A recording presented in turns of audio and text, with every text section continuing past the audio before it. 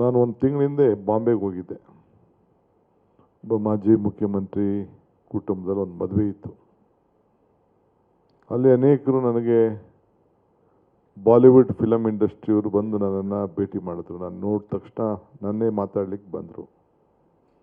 ನನ್ನ ಜೊತೆ ನಮ್ಮ ದೇಶಮುಖ್ ಮಗನೂ ಕೂತಿದ್ದ, ನಮ್ಮ ಕಲಾವಿದ ಆತ ಕೂಡ ಮೂರನೇವನು. ಸೊ ನೋಡ್ಬಿಟ್ಟು ಎಲ್ಲ ಹೇಳ್ತಾಯಿದ್ರು, Bollywood has slept, Sandalwood has resin ಅಂಥೇಳಿ ಹೇಳ್ತಾಯಿದ್ರು.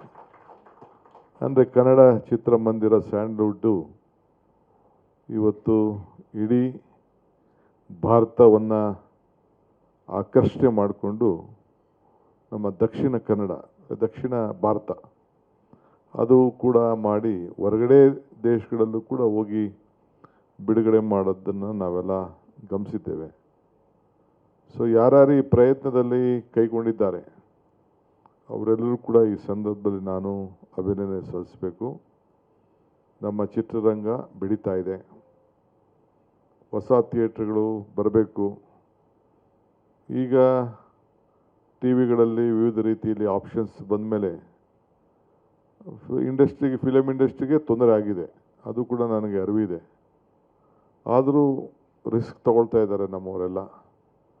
ಸೊ ಆ್ಯಕ್ಟರ್ಸ್ ಇರ್ಬೋದು, ಪ್ರೊಡ್ಯೂಸರ್ಸ್ ಇರ್ಬೋದು, ವಿಶೇಷವಾಗಿ ಇನ್ವೆಸ್ಟರ್ಸ್, ಅವ್ರ ಬಗ್ಗೆ ನಾವು ಯೋಚನೆ ಮಾಡಬೇಕು. ಪ್ರೇಕ್ಷಕರ ಬಗ್ಗೆ ಯೋಚನೆ ಮಾಡಬೇಕು. ಇನ್ವೆಸ್ಟರ್ ಸ್ಟ್ರಾಂಗ್ ಇದ್ದರೆ ಪ್ರೊಡ್ಯೂಸರ್ ಸ್ಟ್ರಾಂಗ್ ಆಗ್ತಾನೆ, ಆ್ಯಕ್ಟ್ರುಗಳು ಸ್ಟ್ರಾಂಗ್ ಆಗ್ತಾರೆ, ಮತ್ತು ನಮಗೆಲ್ಲ ಪ್ರೇಕ್ಷಕರಿಗೆ ನಾವೆಲ್ಲ ಏನಿದ್ದೀವಿ ಎಕ್ಸಿಬಿಟ್ ಮಾಡೋರು ಇಲ್ಲಾಂದ್ರೆ ನೋಡೋರು ನಮಗೂ ಎಲ್ಲ ಭಾಳ ಸಂತೋಷ ಆಗ್ತದೆ.